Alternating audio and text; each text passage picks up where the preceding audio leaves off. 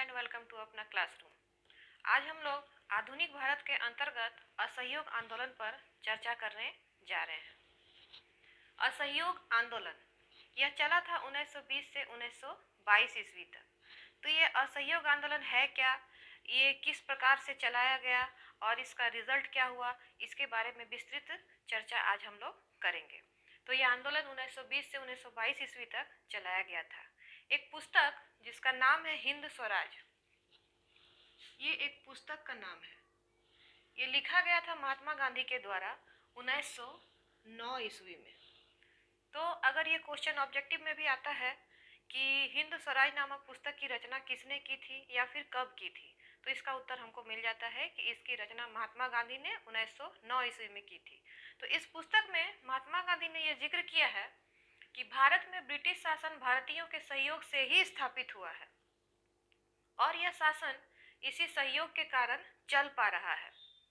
अगर भारत के लोग अपना सहयोग वापस ले ले तो साल भर के भीतर ब्रिटिश साम्राज्य ढह जाएगा और हमें स्वराज की प्राप्ति हो जाएगी। यानी कि अंग्रेज जो हमारे देश में आए तो वो क्या अपने मन से शासन करने लगे? नहीं, यहाँ के लोगों का उन्होंने समर्थन जुटाया और समर्थन जुटाने के बाद उनका समर्थन के साथ ही वो यहाँ पे शासन करने में सफल हुए। तो गांधी जी का यही कहना था कि अगर हम उनका समर्थन न करें तो ब्रिटिश शासन ढह जाएगा और साल भर के अंदर हमें अपने स्वतंत्रता की प्राप्ति हो जा सकती है और हमें अपना स्वराज मिल सकता है। तो ये जिक्र उन्होंने अपने किताब हिंद स्वराज नामक पुस्तक में की है। तो इसके बाद आते हैं हम असहयोग आंदोलन पर चर्चा करेंगे। मेन इस किताब में उन्होंने इसी आंदोलन के बारे में जिक्र किया है। तो इस आंदोलन में क्या क्या घटनाएं घटित हुई, तो नॉर्मली जैसे भी सरकार का जब हम विरोध करेंगे, जैसे कि वर्ड से आप परिचित हैं कि असहयोग यानी कि हम सहयोग नहीं करेंगे। अगर हम इसका संधि विच्छेद करें असहयोग का तो असहयोग यानी कि हम आपका सहयोग नहीं करेंगे। तो असहयोग आंदोलन के अंतर्गत जो भी पदवियां ब्रिटिश सरकार द्वारा भारतीयों को दी गई थी वो उन्होंने वापस कर दी। ठीक है। दूसरा है महत्वपूर्ण पॉइंट कि सरकारी नौकरियां छोड़ दी। जो लोग ब्रिटिश सरकार के अंतर्गत काम करते थे, उसके अंडर में रहकर काम करते थे, उन्होंने अपनी नौकरियां छोड़ दी। और तो और बच्चों ने या फिर विद्यार्थियों ने स्कूल और कॉलेजों को छोड़ना भी शुरू कर दिया और विदेशी वस्तुओं का बहिष्कार किया गया। तो मेन यही तीन चीज असहयोग आंदोलन में किए गए कि पदवियां भी वापस कर दी गई, सरकारी नौकरियां छोड़ दी गई, स्कूल छोड़ दिए विद्यार्थियों ने और विदेशी वस्तुओं का बहिष्कार किया गया। अब इस आंदोलन का स्वरूप शहर और ग्राम दो क्षेत्रों में अलग अलग रूप में देखा जा सकता है। शहरों में इसकी प्रक्रिया कुछ अलग हुई और ग्रामीण क्षेत्रों में भी इसकी प्रक्रिया कुछ अलग हुई। तो अब हम आते हैं कि शहरों में इस आंदोलन का स्वरूप कैसा था। तो शहरों के विद्यार्थियों ने स्कूल और कॉलेज छोड़ दिए। शिक्षक जो थे उन्होंने इस्तीफे दे दिए। जो वकील थे उन्होंने मुकदमा लड़ना बंद कर दिया। विदेशी सामानों का बहिष्कार किया गया। ये विदेशी सामान क्या थे? जो ब्रिटेन से आयात किए जाते थे और इसमें मुख्यतः था वस्त्र का यानी कि कपड़ों का आयात। भारत में उस समय खादी कपड़ा का उत्पादन किया जाता था और ब्रिटेन से जो कपड़े आते थे वो खादी के नहीं होते थे और बहुत सस्ते दामों पर भारतीयों को उपलब्ध हो जाते थे। तो भारतीयों ने कहा कि हम इन कपड़ों का व्यवहार नहीं करेंगे, यानी कि विदेशों से जो कपड़े आए उसका हम व्यवहार नहीं करेंगे और अपने देश में उत्पादित खादी वस्त्रों का ही हम उपयोग करना सीखेंगे। शराब की दुकानों की पैकेटिंग की गई, यानी कि जो शराब की दुकान था उसे तोड़फोड़ की गई, उसको बंद किया गया। तो ये सारी प्रतिक्रियाएं शहरों में हुई। लेकिन ये शहरों में जो ये प्रतिक्रिया हुई ये काफी लंबे समय तक नहीं चल पाई। आखिर क्यों नहीं चल पाई? क्योंकि पहला जो अभी हम तुरंत चर्चा किए कि विदेशी सामानों का बहिष्कार किया गया। तो आप समझ सकते हैं कि भारत में उस समय खादी कपड़ा काफ़ी महंगा था जो कि गरीब लोगों की पहुंच तक बाहर था। गरीब लोग उसे खरीद कर लंबे समय तक इसको नहीं अपना सकते थे, जबकि विदेशों से जो कपड़ा आयातित होता था वो काफ़ी सस्ते दामों पर उपलब्ध था। उसके मुकाबले में भारतीय कपड़े काफ़ी महंगे दामों पे बिक रहे थे। तो इससे गरीब लोगों को काफ़ी परेशानी हुई और धीरे धीरे वे इस चीज़ से पीछे हटते गए, यानी कि आंदोलन का जो हिस्सा बने थे वो धीरे धीरे धीमा पड़ते गया। उसके बाद विद्यार्थी, शिक्षक, वकील जो अपने पेशे को छोड़ चुके थे, विद्यार्थी जो स्कूल छोड़ चुके थे, तो आखिर इसका कुछ वैकल्पिक उपाय चाहिए ना, तभी तो हम उस अपने आंदोलन को जारी रख सकते हैं। आखिर स्कूल छोड़ा तो उसकी पढ़ाई लिखाई तो जारी होनी चाहिए, अन्यथा पढ़ाई लिखाई अगर बाधित होती है तो उसका भविष्य भी बच्चों का खराब हो जाएगा। यानी कि अगर बच्चा स्कूल छोड़ता है तो उसका विकल्प उनके पास नहीं था कि हम अपनी तरफ से स्कूल की स्थापना करें या फिर कुछ ऐसे शिक्षण संस्थानों की स्थापना करें जिससे बच्चों का, विद्यार्थियों का भविष्य सुनिश्चित हो सके। ऐसी कोई वैकल्पिक व्यवस्था न हो पाई।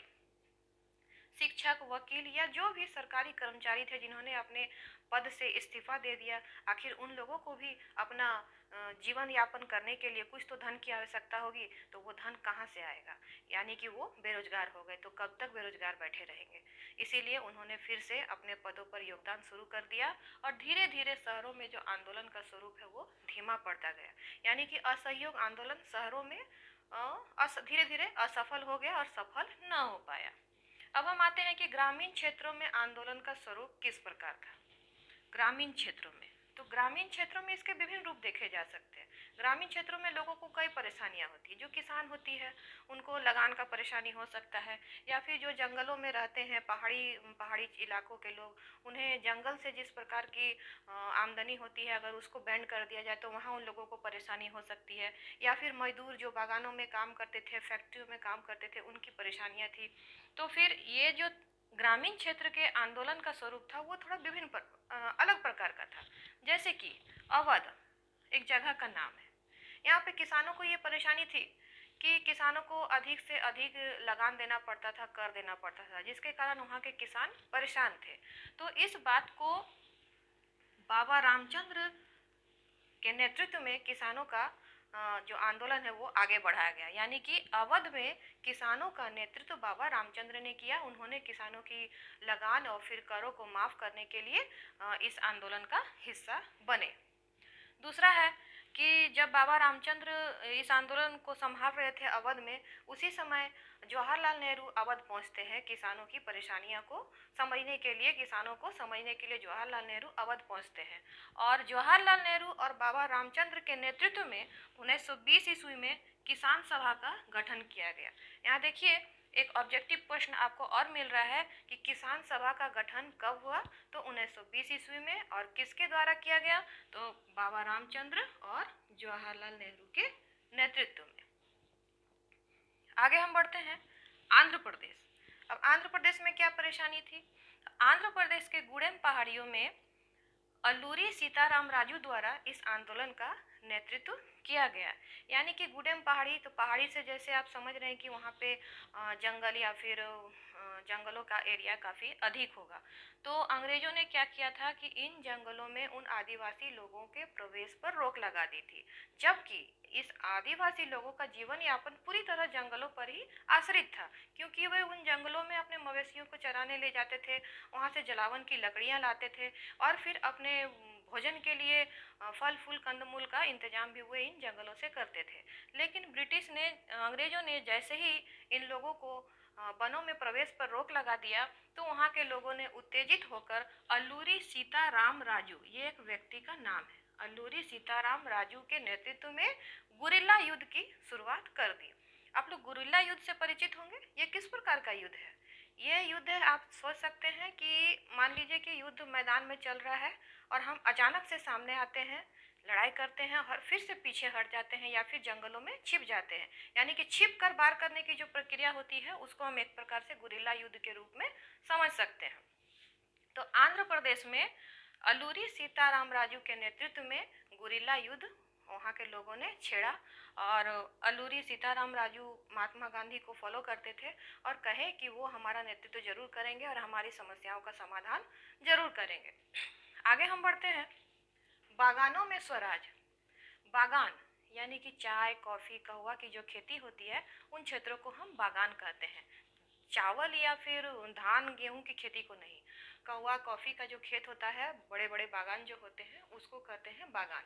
तो बागानों में स्वराज, बागान में जो लोग काम करते थे, जो मजदूर काम करते थे, उनको 1859 इनलैंड एमिग्रेशन एक्ट के तहत उनको घर जाने नहीं दिया जाता था, यानी कि पूरा समय उसको बहुत लंबे समय तक उन बागानों में ही बिताना पड़ता था। अगर मजदूर चाहे कि कुछ समय के लिए हम अपने गांव होके आए तो वो उसको इजाज़त नहीं दी जाती थी। किसके तहत? इस एक्ट के तहत, यानी कि 1859 का इनलैंड एमिग्रेशन एक्ट के तहत बागान के जो मजदूर थे वो काफ़ी शोषित हो रहे थे, काफ़ी परेशान थे। और उन्होंने जब सुना, उन लोगों को जब पता चला कि गांधी जी ने असहयोग आंदोलन चलाया है, तो उन्होंने भी बागान में काम करने से मना कर दिया और असहयोग आंदोलन का हिस्सा बनते हुए वो बागानों की चारदीवारी से निकलकर अपने गांव की ओर रवाना होने लगे। लेकिन किस्मत खराब थी कि उस समय रेलवे में हड़ताल चल रही थी और वो बीच में ही रुक गए, अटक गए, जा नहीं पाए और पुलिस ने उसे फिर से पकड़कर बागानों में ला दिया और उनकी खूब पिटाई की। मतलब कुल मिलाकर हमारा जो असहयोग आंदोलन का जो सिलसिला है वो धीरे धीरे देख रहे हैं कि विकास के पथ पर न जाकर धीरे धीरे यह धीमा पड़ता जा रहा है। अंत में क्या होता है कि असहयोग आंदोलन को गांधी जी को वापस लेना पड़ता है। तो क्यों लेना पड़ता है? तो यहाँ एक क्वेश्चन भी बनता है कि गांधी जी ने असहयोग आंदोलन को वापस लेने का फैसला क्यों लिया? आखिर ऐसी क्या परिस्थितियां हो गई कि गांधी जी ने असहयोग आंदोलन को चलाया तो जरूर, लेकिन फिर इन्हें वापस लेना पड़ा। तो महात्मा गांधी सत्य और अहिंसा के पुजारी थे। ये तो आप जान ही रहे हैं कि महात्मा गांधी सत्य और अहिंसा के पुजारी थे। और अभी तुरंत आपने देखा कि कहीं कहीं किन स्थानों पर असहयोग आंदोलन का जो स्वरूप था वह कहीं ना कहीं हिंसा का रूप लेता जा रहा था। तो जब भी अहिंसा की बात आती है तो गांधी जी वहाँ से पीछे हट जाते हैं। तो जब असहयोग आंदोलन अपनी चरम सीमा पर था, विरोध काफी आगे बढ़ चुका था, लोगों ने पदवियां लौटा दी थी, सरकारी नौकरियां छोड़ दी थी, स्कूल से विद्यार्थी निकल गए थे, विदेशी कपड़ों की होली जलाई गई थी, शराब की दुकानों की पैकेटिंग हो रही थी। तो जब आंदोलन अपनी चरम सीमा पर था तभी उत्तेजित भीड़ ने, यानी कि भारतीय लोगों ने ही चोरी चोरा नामक जगह, ये है आपका गोरखपुर में के पुलिस थाने में, चोरी चोरा नामक जगह में एक पुलिस थाना है, वहां पर आग लगाकर 22 सिपाहियों को मार डाला गया।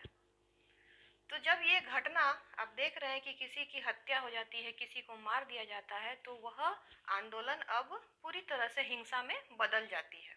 तो 22 सिपाहियों को जैसे ही चोरी चोरा नामक स्थान पर मार डाला गया, तो इस घटना के बाद गांधी जी सोचने लगे कि लोग हिंसक हो जाएंगे, मतलब धीरे धीरे लोग हिंसा का रास्ता अपनाएंगे और अंग्रेजी सरकार भी उत्तेजित हो उठेगी और आतंक का राज स्थापित हो जाएगा। और अगर ऐसा हुआ तो अंग्रेजी सरकार भी गुस्सा हो जाएगी और वो भी दमन का रास्ता अपनाएगी और भारतीय निर्दोष लोगों को वो निर्ममता से कुचलना शुरू करेगी और आतंक का राज स्थापित हो जाएगा, लोग मारे जाएंगे। अंततः गांधी जी ने असहयोग आंदोलन को वापस लेने का फैसला किया। तो ये था हमारा असहयोग आंदोलन की शुरुआत कैसे हुई, क्यों हुई, और फिर इसका जो स्वरूप था वह शहरों में कैसा था, ग्रामीण इलाकों में कैसा था, और अंत में हम देखते हैं कि असहयोग आंदोलन को किस प्रकार से या किस कारण से वापस ले लिया गया। तो यहाँ कुछ ऑब्जेक्टिव प्रश्न भी हमें मिल रहे हैं। ये आपका इनलैंड एमिग्रेशन एक्ट 1859, चोरी चोरा की घटना को 22 सिपाहियों को मार डाला, ठीक है। उसके बाद असहयोग आंदोलन कब हुआ? 1920 से 1922।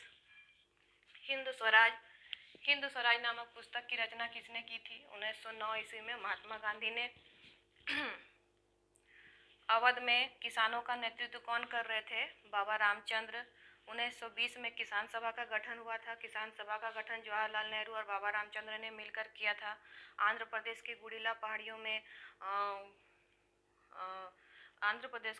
पहाड़ियों में आंदोलन का नेतृत्व किसने किया? तो इसका उत्तर हो जाएगा अल्लूरी सीताराम राजू।